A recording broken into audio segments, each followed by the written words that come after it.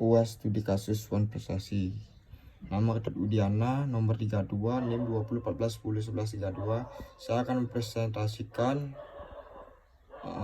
UAS studi kasus Wan Prestasi.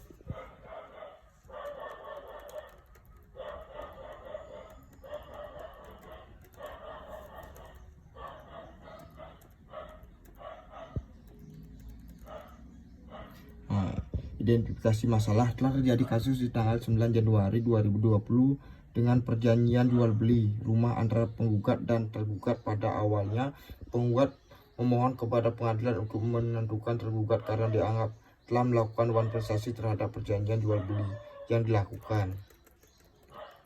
Namun mereka atas tuntutan tersebut tergugat melakukan gugatan balik rekonvensi setelah dinyatakan kepada penggugat bahwa tergugat melakukan rekonvensi dan gugatan rekonvensi tersebut dikabulkan, maka penggugat melakukan permohonan kasasi. Namun penggugat tetap dinyatakan sebagai pihak yang kalah atas permohonan kasasi tersebut, sehingga penggugat dijatuhkan hukuman sebagai mestinya. Analisis kasusnya, saya cenderung pro atau setuju terhadap putusan pengadilan yang mengadili tergugat rekonvensi. Sebagai pihak yang bermasalah, sebelumnya penggugat menjaga bahwa telah terjadi tindakan Wan Prestasi yang dilakukan oleh tergugat. Wan Prestasi adalah suatu keadaan menurut hukum perjanjian di mana seorang tidak melaksanakan prestasi sebagai mana yang telah diperjanjikan, dan bila terjadi Wan Prestasi pasti terjadi pelanggaran terhadap kepentingan hukum. Suatu kepentingan yang diatur dan dilindungi hukum. Singkatnya, maksud dari Wan Prestasi sendiri adalah tidak melakukan apa yang singkatnya dijanjikan. Artinya seorang tidak memenuhi kewajiban atas apa yang sudah disepakati bersama kedua belah pihak dalam perjanjian tersebut.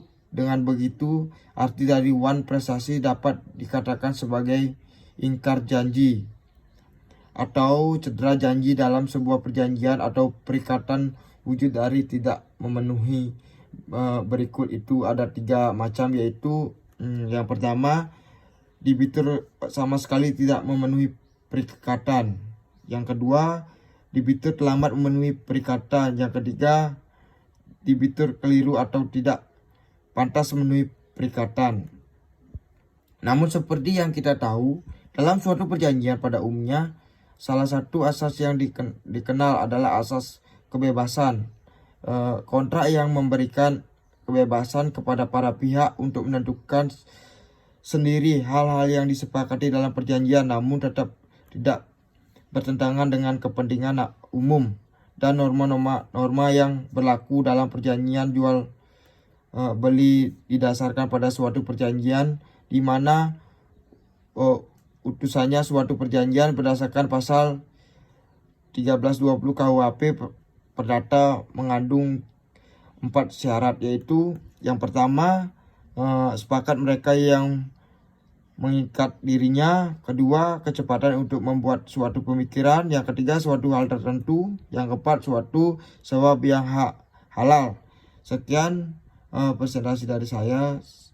Saya tutup dengan terima kasih.